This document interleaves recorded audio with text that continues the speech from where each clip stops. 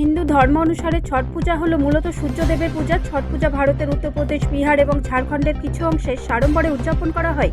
তবে ছট পূজার আধিক্যতা বিহার রাজ্যের মানুষদের মধ্যেই সর্বাধিক, তাই ছট পূজাকে বিহারিদের উৎসব বলা হয়। কিন্তু বর্তমানে বাংলায়ও এই পুজো প্রচলন কম নয়।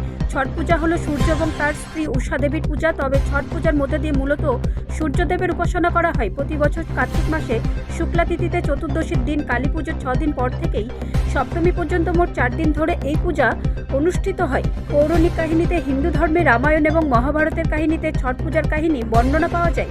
রামায়ণে শ্রী রামচন্দ্র লঙ্কা থেকে অযোধ্যায় ফিরে আসেন।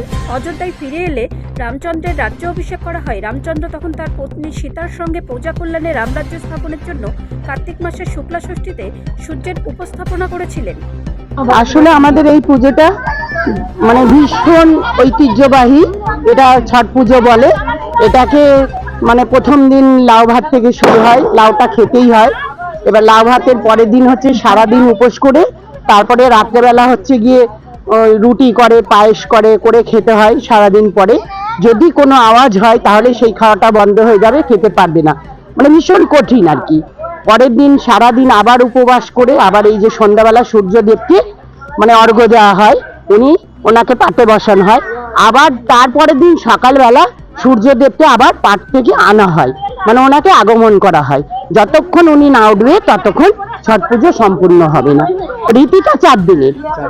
হ্যাঁ, আগামীকাল আপনাদের পুজো সমাপ্ত? হ্যাঁ, শেষ হয়ে যাবে আমাদের কালকে পুজো। এক সপ্তাহ আগে থেকে আপনারা? এক সপ্তাহ, 1 মাস আগে থেকে আমাদের নিরামিষ চলে, মানে খুব নিয়ম কানুনে চলতে হয় আমাদের।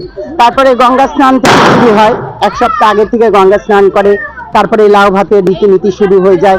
তারপরে হচ্ছে মানে গঙ্গার মাটি ছাড়া হবে না। এই উনুনে যে কোনো খাবারটা তৈরি হবে, ঠাকুরের প্রসাদ যে ভোগ তৈরি হয় সেটা হচ্ছে গঙ্গার মাটি দিয়ে উনুন তৈরি করতে হবে, সেই উনুনে ভোগ তৈরি হবে, সেই ভোগ তারপরে বিতরণ করা হবে। কোন দেবতাকে উদ্দেশ্য করে আপনারা এই সূর্যদেব।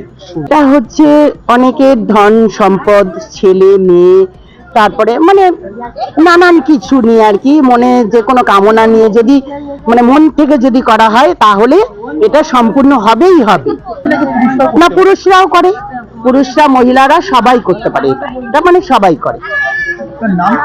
আমার নাম মিনতি রয়। ব্যুরো রিপোর্ট, রাষ্ট্রীয় প্রসার বাংলা।